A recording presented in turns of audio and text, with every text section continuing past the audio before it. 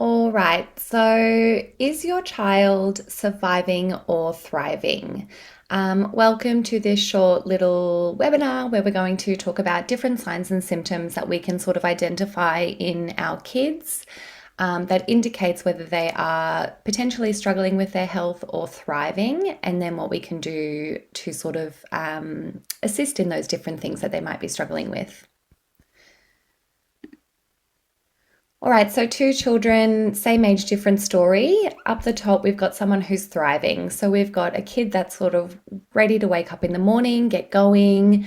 They're energetic when they get home from school, but they also go to bed easily. They don't get sick very often, but when they do, they bounce back quite quickly. On the other hand, we have a child who wakes up tired and a little bit grizzly in the morning, doesn't have as good of an appetite, crashes in the afternoon, and you get that real irritability after school, moody before meals, and it does take weeks to recover or has sort of multiple illnesses in a row. So, what does thriving look like? We're going to focus on these 5 different areas as we talk through the presentation. First of all, with energy, we want to see consistent energy throughout the day with kids. A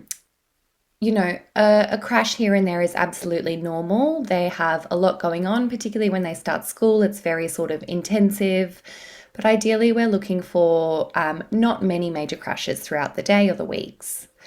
In terms of mood, we want kids who are stable, able to regulate their emotions, and don't have those 0 to 100 sort of extreme swings. Sleeping, falling asleep reasonably easily and waking refreshed, also not waking up too consistently throughout the night. With gut and bowels, ideally no bloating, no pain, moving their bowels regularly, and the stools that we see are well formed. And then with immunity, getting sick occasionally, very normal, even as adults. But when we get sick or when they get sick, they recover within the week and go back to their normal selves thereafter. So here are some sort of practical observations to track at home and what to do if these are off. So to start with energy,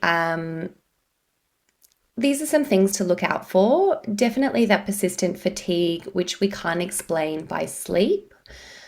Crashes in the afternoon that seem disproportionate, and a reluctance to be active or to play, which isn't just laziness. There's something else happening there.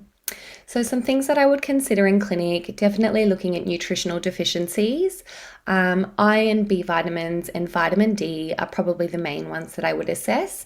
And luckily we can organise a lot of these through blood testing. With the B vitamins in particular, B12 is a good one to look at, or folate.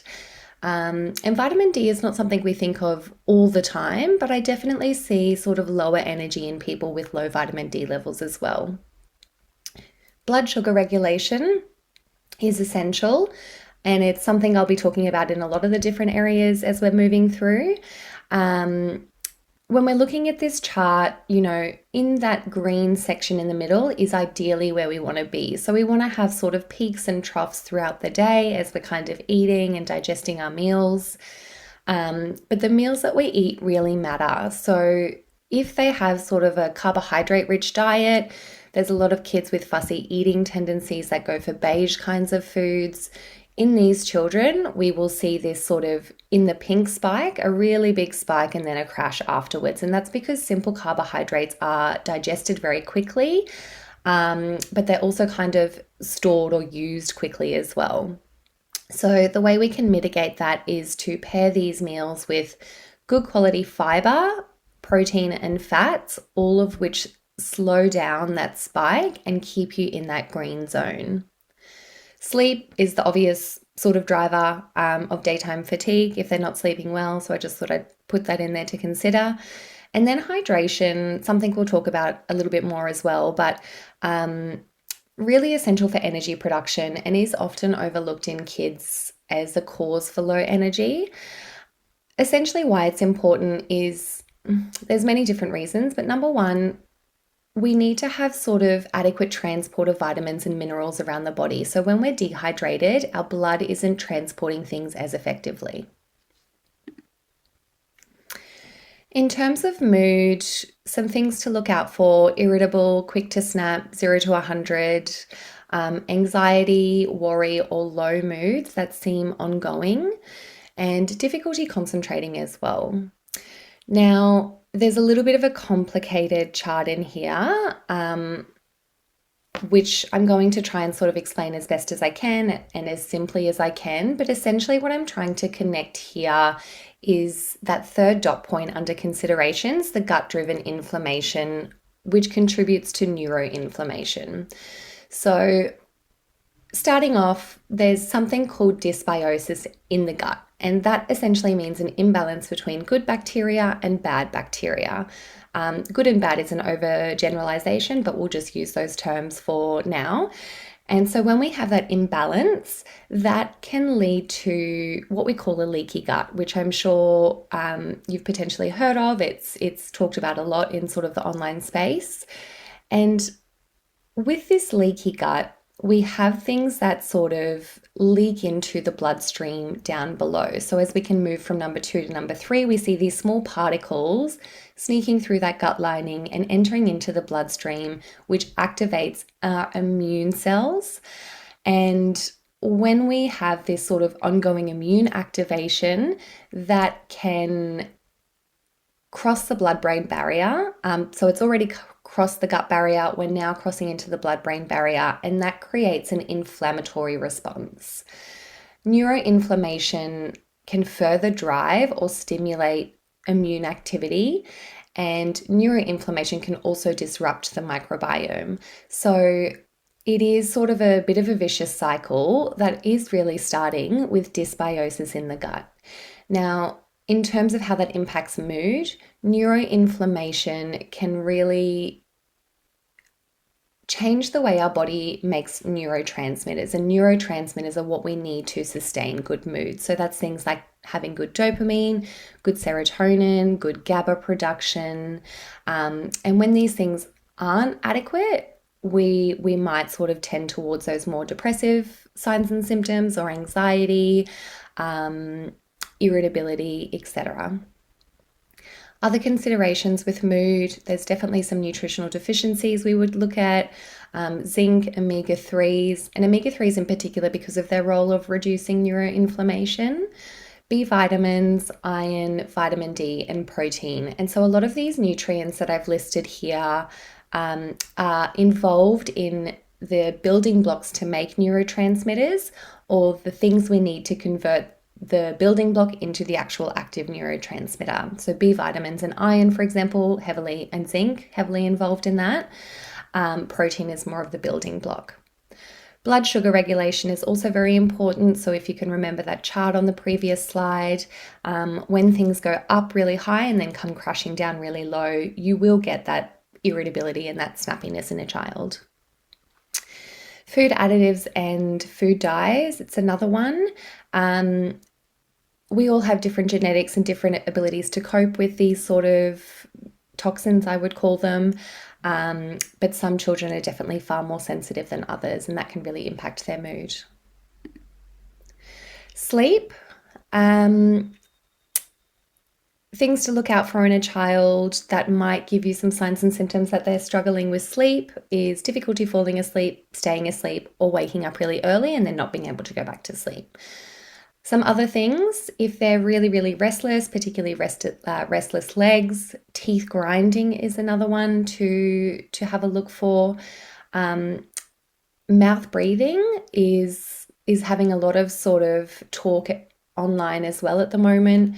Mouth breathing in particular, the reason why I have concerns about it is because when they have their mouth open all night, they are not getting adequate oxygen to the brain. And when we don't have adequate oxygen nourishing the brain at nighttime, that can really impact your mood the following day, your energy levels, your ability to focus and concentrate. So it's something I see a lot in children who may present more on that ADHD type of side of things. And then also with sleep, sort of waking unrefreshed even after you've had sort of adequate hours of sleep. So considerations here, nutritional deficiencies. I didn't pop tryptophan in there. That's one of our amino acids from proteins. That's actually the building block for melatonin. But other things we would consider adequate levels of magnesium, iron, zinc, and calcium as well.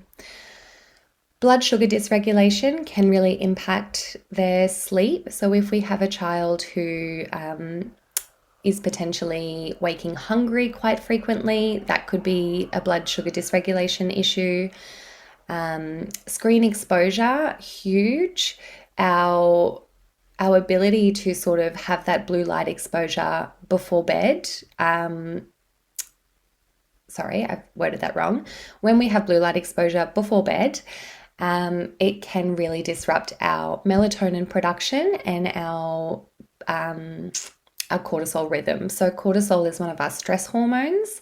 And if we look at that chart on the screen here, we can see that in the morning with cortisol,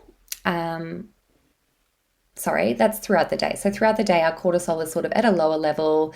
And then just before we make up in the morning at 6 a.m., that has a really big spike in cortisol. It's what we need to wake up in the morning.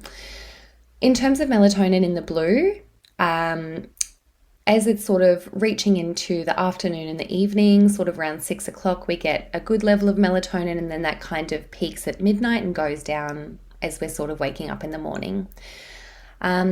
So knowing how disruptive blue screens are to melatonin production, it delays it by a few hours. So we don't want to have that delay with melatonin production because of screen time. The other thing to consider with sleep is worm or parasitic infections. That's particularly relevant for restless legs, teeth grinding, night terrors. And so you can always have a look at doing the sticky tape test to identify if there's any potential worms. And that just involves sort of grabbing a piece of sticky tape, popping it on their bum before they go to bed. And then when they wake up in the morning, take it off, have a look. If there's any worm eggs, there's worms. If not, fingers crossed you're all good. Digestion. I've popped a beautiful Bristol stool chart on here for you. Grab a screenshot of it, go onto Google Images, print one out, pop it on the back of your toilet door. This is a really good way that you can get your child to identify what their stool looks like when they're old enough. So just asking them questions is a little bit difficult. They find it hard to sort of describe it to you. So having this visual image can be a really good way for you to identify if there are any sort of imbalances. Now, generally we're looking for a type 4 is kind of the ideal, but everyone's a little bit different. We all have sort of variations of normal. We're definitely not wanting sort of the extremes of either side. So chronic constipation or loose stools, that is definitely a sign of imbalance. Bloating, stomach aches, or food refusal. So kids that have really low appetite, whenever I'm doing sort of microbiome testing and the parents have mentioned that there's a lot of food refusal or changes in appetite, I do often find that there is that level of dysbiosis, which is that imbalance of gut bacteria. When children don't feel good in the tummy, they don't really want to eat, and they just can't sort of verbalize that to a good extent. So keep an eye on their sort of stomach size. Does it look a little bit firm or gassy? Notice if they are burping a little bit more than normal, farting more than normal. What does that smell like? Does it smell acidic or eggy, or it doesn't have any smell? These are all things that you can look out for. Nausea is another one. Some considerations, diet being sort of the main one that is the most important for our digestion. So having a low fiber intake or a high protein intake or a limited range of safe foods, so a low diversity in your diet, are all things that really significantly impact your bacteria in your gut. Now, when that bacteria is disrupted, we will get those signs above.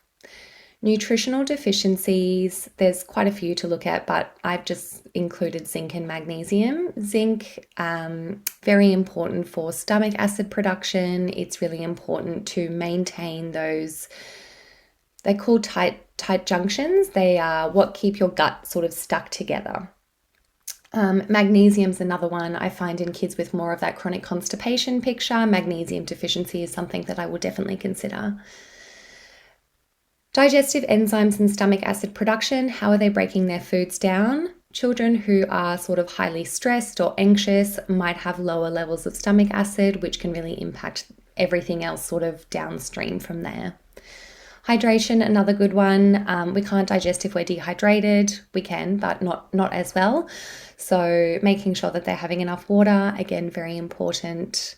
And food sensitivities as well. So I almost 99% of the time find that these sensitivities aren't true allergies and they're not true sensitivities either. They are actually a result of imbalanced gut bacteria, which is causing an inflamed gut and a confused immune system, which is why they're reacting to the foods. So I will find that when I correct a lot of the things that are happening in microbiome tests, whether that's functional changes or microbial changes, things will improve. So it's always worth, working with a practitioner who specializes in this area to identify if your kid has a lot of food intolerances or sensitivities, how we can sort of alter their gut health to make it easier for them and their bodies to accept those foods. Stress and anxiety, this is very much true for adults. We feel stress a lot more, or we can verbalize it. I guess children do also feel stress and it's difficult for them to put it into words, but if you're noticing that there's sort of a stress picture in a highly anxious child, that will be impacting their digestion. Immunity, things to look out for. I guess it depends on the age that we're looking for in terms of the number of sicknesses per year. So when we have those younger kids that are just sort of going to daycare for the first time, obviously getting sick a lot more frequently is very common and considered normal. But what we want to look out for, which is sort of across all ages, is that if they're having sort of reoccurring illnesses and only short gaps of wellness periods between being sick, that is something that is not normal. Having a slow recovery. So, sometimes we see kids that have this lingering cough for months after they've been sick that just won't go. And also fatigue that lasts for an extended period of time. Recurring ear infections, skin infections, mouth ulcers, all of these things are also signs that the immune system is struggling. And so what do we consider in these cases? For nutrition, definitely looking at zinc, vitamin C, vitamin D levels are essential. We want to see levels above 100 on a blood test for any child that is struggling with sort of recurrent illnesses, even above 125. Iron is another one, and selenium. Really making sure that they do have good quality proteins in their diet and having enough of it. With protein, it really is a balance. We don't want to be having too much and we don't want to be having too little. So probably going for between the 1 gram per kilogram of body weight to 1.2, 1.5 grams per kilogram, depending on sort of their ages and their growth requirements. But having too much protein can fuel more pathogenic bacteria, and not having enough protein can really impact their immunity. So it's all about striking that sort of happy balance. Protein is essential for our immune system because it's what sort of fuels a lot of the immune cells and how it sort of makes up the immune cells. Gut health is the number one thing I will consider. It's one of our largest immune organs in the body. So about 70% of our immune cells are housed in the gut. And when we were going back to that mood slide where I had that sort of image, with that dysbiosis driving that leaky gut, which then drives that immune system activation. We don't want to have that consistent immune activation because it is very depleting for the body, and it does sort of train your immune system in the incorrect way. So as immune systems are developing in infants, we want to have really good levels of sort of bifidobacteria, which is sort of the most dominant species in breastfed infants, and that is because it trains their immune system. Antibiotic use, whether that is the mother taking them during pregnancy while she's breastfeeding, or the baby taking them directly, or kids taking them as they're sort of getting older, that can have a really big impact on our immune system because it shifts the microbiome, and our microbiome is essential in immune system sort of regulation. Sleep disruption, another one. The less we sleep, the worse our immune system is for it. Similarly, with high stress or cortisol production, that also really blunts and dampens down our immune system's ability to function. So when something seems off, where can you start? Before booking in with a practitioner, there's many things that you can try at home to correct some of these. So first and foremost, reducing ultra-processed foods and increasing whole foods as much as you can. The more whole foods they eat, the more we feed their microbiome, and the better the microbiome is, the better the immune system is. The better their energy is, the better their sleep is going to be, because our microbes also have a lot to do with what we digest and absorb. We need to make sure they're eating protein with every meal. We want to have regular meal times for children because that's really important for their blood sugar regulation. And again, remembering to pair simple carbohydrates with complex carbohydrates, proteins, or fats. Prioritize consistent sleep. Again, important to have regular times for sleep for children. It really helps with their circadian rhythm. And make sure they're spending some time outdoors every day. Limit their screen times close to bed. But again, with that outdoor time, first thing in the morning, if they're having trouble sleeping, you want to get them outside in the morning because that sunlight that touches their eyes does help to reset that sort of rhythm. Adequate hydration for their age, prioritizing water and reducing sort of cordials, juices, or sugary beverages wherever you can. What next? If you've tried all of those sort of basic changes and you haven't noticed any sort of improvements, or you're still struggling to just get them to the place that you want them to be, it's time to go and dig a little bit deeper. And so that would be the point where you might reach out to a health professional or a naturopath to get more of an idea how we can help. So what we would do as practitioners is we would take a full health history. We would talk about sort of the beginning of their life, depending on how old they are. We talk about different body systems, how they're experiencing the world, what their stress levels are like, do they have good social bonds, what's their gut health functioning like, energy, mood, etc. Very comprehensive. That takes about 45 minutes for an initial consultation. Then we will potentially look at some functional testing. It depends on sort of budgets for parents. It depends on how complicated the situation might be. Where possible, we can just organise a blood test if the child is old enough and the parents are willing, and look at some of those basic nutrients and blood markers. But then there's a whole host of other tests that we have at our fingertips as naturopaths as well. So do we want to do a stool test to look into their microbiome? Do we want to sort of look at neurotransmitters specifically, which is a urine test? Do we want to look at heavy metals? Do we want to look at cortisol? So depending on what we're sort of dealing with how we will guide what we want to do for testing, but we do have a lot of beautiful options that can really guide the way we treat them by looking at the underlying causes. We would then go ahead and build a plan that fits your child and your family.